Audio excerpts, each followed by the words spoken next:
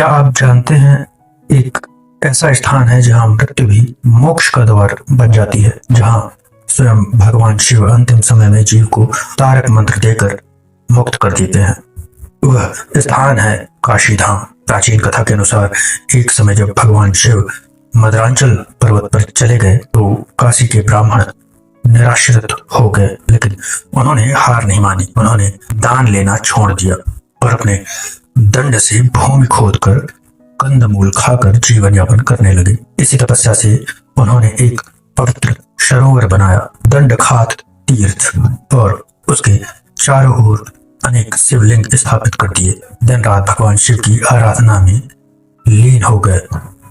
उनकी भक्ति से प्रसन्न होकर भगवान शिव स्वयं प्रकट हुए और बोले, जो काशी में रहता है या दूर रहकर भी काशी का जप करता है, उसके सामने मुक्ति सदैव रहती है। यह काशी, मैं और गंगा तीनों ही कल्याण स्वरूप हैं। ऐसा दिव्य संगम कहीं और नहीं। फिर शिव जी ने ब्राह्मणों को महान वरदान दिया, जो मेरे लिंगों की पूजा करेगा, गंगा स्नान करेगा, इंद्रिय संयम, दान और दया रखेगा, वह निश्चित ही मोक्ष पाएगा। जो काशी में मेरे दर्शन, स्पर्श या पूजन करता है, वह जन्म मरण के चक्र से मुक्त हो जाता है।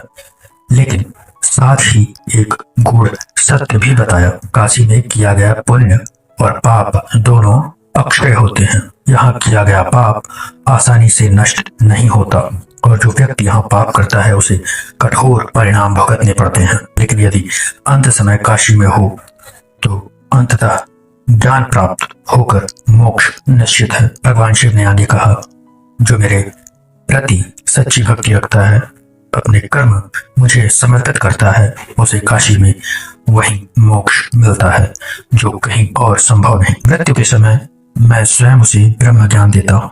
ब्राह्मणों ने विनम्र होकर प्रार्थना की, हे महादेव, आप कभी काशी का त्याग ना करें। भगवान शिव ने मुस्कुराकर कहा, तथास्तु, और तभी से काशी बन गई अविमुक्त क्षेत्र, जहाँ भगवान शिव सदा विराजमान है। यह संसार अनित्य है, मृत्यु निश्चित है, लेकिन जो काशी की शरण में आता है वह भय से मुक्त होकर मोक्ष को प्राप्त करता है। अगर आप भी मोक्ष और धर्म से जुड़ी ऐसी अद्भुत कथाएं सुनना चाहते हैं तो अभी फॉलो करें और कमेंट में लिखें, हर हर महादेव।